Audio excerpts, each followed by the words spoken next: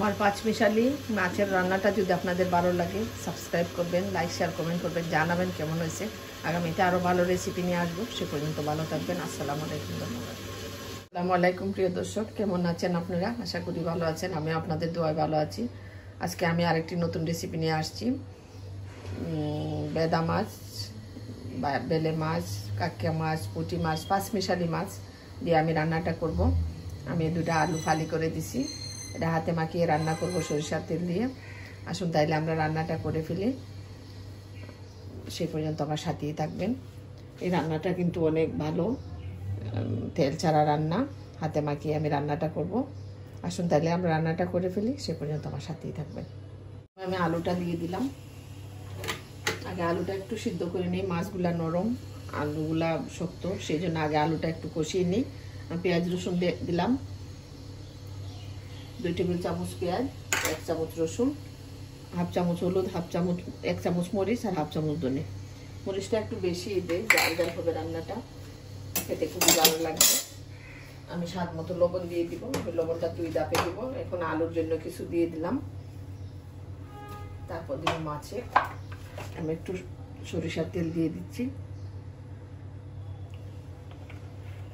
এটা শুধু বাগারটা হবে না, সব কিছু তো ঠিক আছে। আমি একটু মাখিয়ে নেই।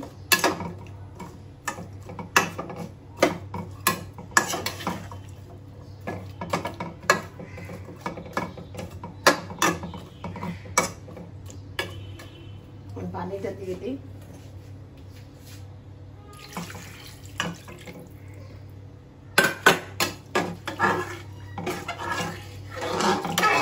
এটা মাখা মাখা হবে রান্নাটা, একটু জাল জাল, চচ্চড়ি যাকে বলে।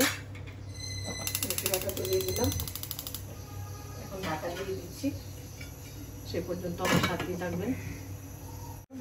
দেখি কি অবস্থা রান্নাটা। আলুটা মোটামুটি সিদ্ধ হয়ে গেছে। আমি একটু নাড়াচাড়া দিয়ে দেখি কেমন হয়েছে। তখন আমি মাছগুলা দিয়ে দিব। আমি মাছগুলা দিয়ে দিচ্ছি।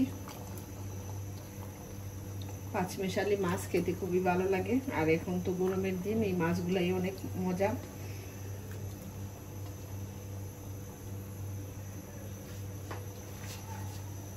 আমি একটু লবণ দিয়ে দিব মাছের উপরে, যাতে লবণটা ঢুকে যায়। একটু ঢাকা দিয়ে দিই, পরে আবার নাড়াচাড়া করবো, সে পর্যন্ত আমার সাথে থাকবে। নাড়াচাড়া করে দিই, লবণ ঢুকে গেছে মাছের ভিতরে।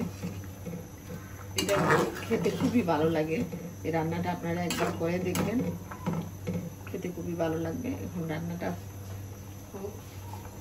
একদম মাখা মাখা হয়ে যাবে, সে পর্যন্ত আমার সাথেই থাকবেন। রান্নার কি অবস্থা দেখি, মোটামুটি হয়ে গেছে। কত সুন্দর হয়েছে দেখেন, খেতে খুবই ভালো লাগবে। আমি ধনেপাতা কাঁচামরিচটা দিয়ে দিচ্ছি। অনেক মজার একটা রান্না, একদিন রান্নাটা করে দেখবেন। একটু জাল জাল হবে, এটা খুবই দারুণ লাগবে। আমি একটু জাল দিয়ে নিই, তারপর পরিবেশন করে দেখাবো। আসুন সে পর্যন্ত অপেক্ষা করি। চুলাটা বন্ধ করে দিলাম, রান্নাটা হয়ে গেছে। এখন আমি পরিবেশন করে আপনাদেরকে দেখাবো, সে পর্যন্ত আমার সাথেই থাকবে। আসুন তাইলে আমরা পরিবেশন করি। আমার পাঁচমিশালি মাছের রান্নাটা যদি আপনাদের ভালো লাগে সাবস্ক্রাইব করবেন, লাইক শেয়ার কমেন্ট করবেন, জানাবেন কেমন হয়েছে। আগামীতে আরও ভালো রেসিপি নিয়ে আসবো, সে পর্যন্ত ভালো থাকবেন। আসসালামু আলাইকুম, ধন্যবাদ।